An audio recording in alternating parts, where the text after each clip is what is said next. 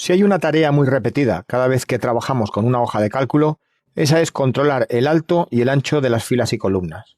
Vamos a aprender a hacerlo de la forma más óptima posible.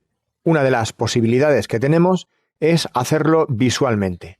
Por ejemplo, si seleccionamos esta columna desde el centro de su título, podemos ir acercando el cursor al extremo derecho y cuando vemos que cambia, ahí podemos hacer clic y arrastrar hacia un lado si queremos hacer esa columna más ancha, o bien hacer clic y arrastrar al otro si queremos hacerla más pequeña. Para el caso de las filas es exactamente igual. Seleccionamos la fila del centro del título, acercamos al extremo inferior y cuando cambia el cursor hacemos clic y arrastramos.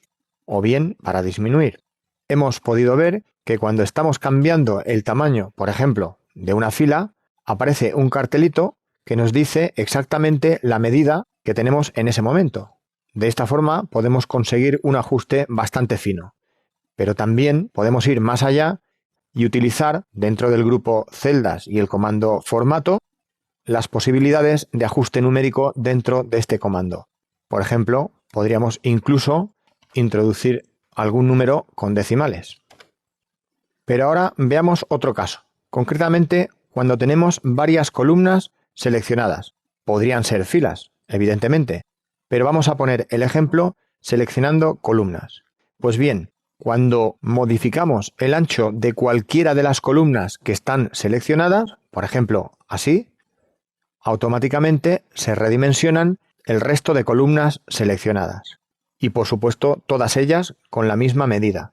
Podemos hacerlo al contrario, más pequeñas, y veríamos el resultado.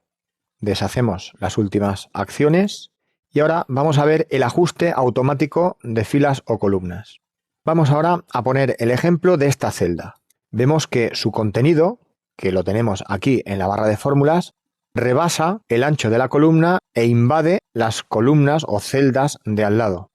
Si yo selecciono el rango de columnas que hay alrededor, por supuesto da igual cuál es, lo necesario es que esté la columna que tenemos que autoajustar. Podríamos hacer doble clic en la frontera entre un título y otro, precisamente aquí.